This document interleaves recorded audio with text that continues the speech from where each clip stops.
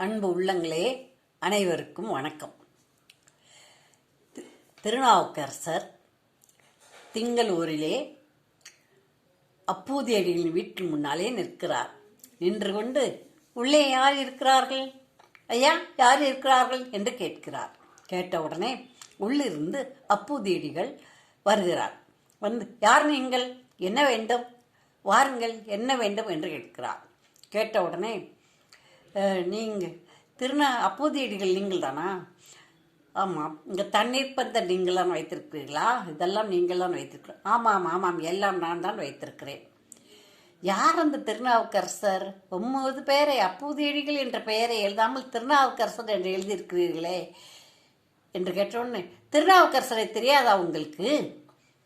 உலகமெல்லாம் தெரிந்திருக்குமே அவரின் அற்புதம். அவர்தான் சமண சமயத்திற்கு போயிருந்தார். அவரை சிவபெருமான் சூளை நோய் கொடுத்து அவரை சைவ சமயத்துக்கு கொண்டு வந்து விட்டார். அவரின் பெயரை எழுதியிருக்கிறேன். அதிலிருந்து நான் செல்வமும் செழிப்புமாக இருக்கிறேன். அவரை குருவாக கொண்டு அவரின் பெயரை எழுதியிருக்கிறேன் என்று சொன்னார். சொன்ன உடனே, அப்படியா, அந்த சூளை நோய் கொண்டு சைவ சமயத்துக்கு திருப்பிய நான் தான். சிவபெருமான் என்னை நம்முடைய மதத்திற்கு திருப்பிவிட்டார். நான் தான் அந்த திருநாவுக்கரசர் என்று கூறுகிறார். அப்படி சொன்ன உடனே அவர் காலில் விழுந்து, வாருங்கள் வாருங்கள், உள்ளே வாருங்கள், வீட்டுக்குள் வாருங்கள் என்று வீட்டுக்குள்ளே கூட்டு போகிறார். கூட்டிட்டு போய், இன்றைக்கு உங்களுடைய சிறப்பை கேட்டுத்தான் எல்லாம் உங்கள் பெயரில் வைத்திருக்கிறேன். உங்களை பார்த்தல் எனக்கு ரொம்ப மகிழ்ச்சி. பார்க்க வேண்டும் என்று நினைத்தேன்.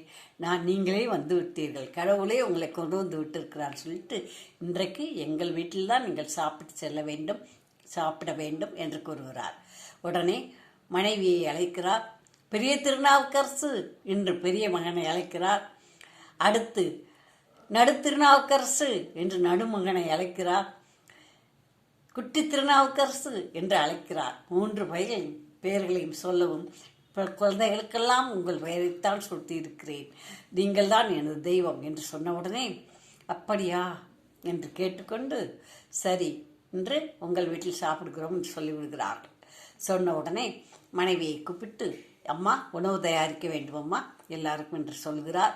எல்லாருக்கும் உணவு. அம்மா உணவு என்றால் சாதாரணமாக சாதம், ஒரு காய் குழம்பு, அப்படித்தான் சிறப்பாக செய்ய வேண்டும் என்றில்லை. அன்னதானத்திற்கு ஒரு சாதமும் ரசமும் துவையலும் இருந்தாலும் போதும், சாதமும் சாம்பாரும் ஒரு காய் இருந்தால் போதுமானது. அது இருந்தாலே அவர்கள் அன்னதானம் ஏற்றுக்கொள்வார்கள். அதே போல் அன்று அன்னதானத்துக்கு அவர் எல்லாம் ரெடியாக்கி விட்டார். ரெடியாகி செய்த உடனே மகனை அழைத்து, பெரிய மகனை அழைத்து போய் இலை பறித்து வா, குருத்து இலையாக நமது தோட்டத்தில் வாழை இலையை பறித்து வா, எல்லாரும் சாப்பிடணும்னு சொல்கிறாங்க. சரின்னு சொல்லிட்டு பெரிய மகன் இலையை அறுக்க போகிறான்.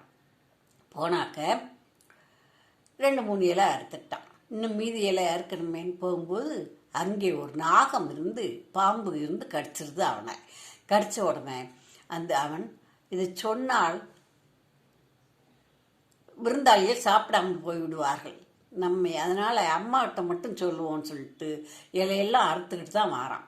வந்து அம்மாட்ட பின்னால் இருந்து அம்மாவை கூப்பிட்றான். அம்மா அடுப்படிக்குள்ளே வந்து, அம்மா இந்த இலையெல்லாம் அறுத்துட்டு வந்துட்டேன், என்னை பாம்பு கடிச்சிருச்சுமான்னு சொல்கிறான். அப்படியா என்று, சரி கொஞ்ச நேரம் பொறுத்துக்கொள், அவர்கள் சாப்பிட்டு முடித்த உடனே உன்னை வைத்தியரிடம் அழைத்து போகிறோம் என்று அவனுடைய பாம்பு கடித்த இடத்துக்கு மேலே ஒரு கட்டு போட்டு அவனை கீழே பழக்கடை திண்ணையிலே படுக்க வைத்து விட்டு, இந்த அம்மா சாப்பாடெல்லாம் கொண்டு போய் பரிமாறுகிறாள்.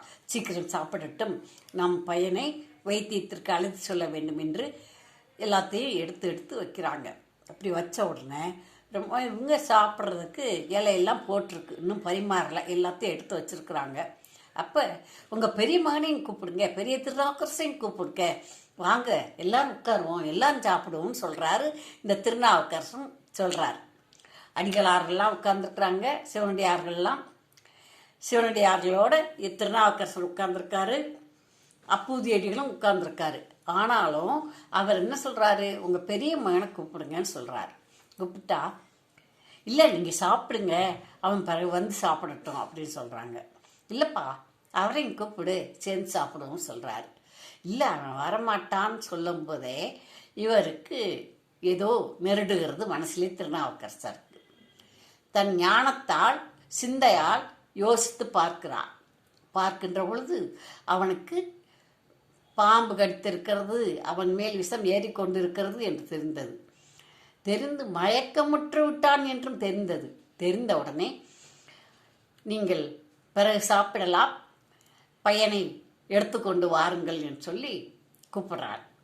தூக்கிட்டு வாங்கன்னு சொல்லிட்டு அவன் கூட வர்றார். கூட்டவே வந்து சிவன் கோயிலில் வந்து அவனை படுக்க வச்சு, இப்படி ஒரு அடியாருக்கும் எனக்கும் சமைச்சு போட போகும்போது, இலைய நறுக்க போகும்போது அவனை பாம்பு எடுத்துருச்சே, இது சரியான்னு சொல்லி ஒரு பதியம் பாடுறார். உடனே அந்த பதியத்தை பாடிக்கொண்டு இருக்கும் பொழுது எந்த பாம்பு கடித்ததோ அதே பாம்பு வந்து அவனுடைய காலில் கடித்த இடத்திலிருந்து அந்த விஷத்தை உறிஞ்சி எடுத்துக்கொண்டது. இதை அங்கே அவனை பிழைப்பிக்க வைத்தார் இந்த நாவுக்கரசர். விஷம் தீண்டிய பாம்பு வந்து இவருடைய இறைவனுடைய வேண்டுதலை கேட்டு, இறைவனின் வேண்டுதலின் மேலே இந்த பாம்பானது அந்த விஷத்தை அருந்தி அவனை உயிர் பிழைக்கச் செய்தது. இந்த கதையை அப்பூதியடிகள் திங்களூரில் நடந்ததாக புராணங்களில் கூறப்பட்டிருக்கிறது. அப்பூதியடிகள் அப்புறம் என்ன செய்தார் என்று, திருநாவுக்கரசர் அப்புறம் எங்கு சென்றார், என்ன அற்புதங்கள் செய்தார் என்பதை தொடர்ந்து பார்ப்போம். நன்றி, வணக்கம்.